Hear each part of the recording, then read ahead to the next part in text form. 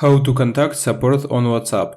Hi everyone, it is GuideHacks, and in this video I will show you how to contact support on WhatsApp. Now let's get started. First we need to open our WhatsApp app. Then we should click on option settings at the right corner at the bottom. Here we need to find option help and tap on it. Now we see 4 options, but we need to click on contact us.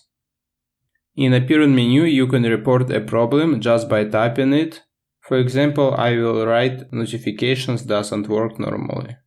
When you are ready, just tap on the next at the top right corner.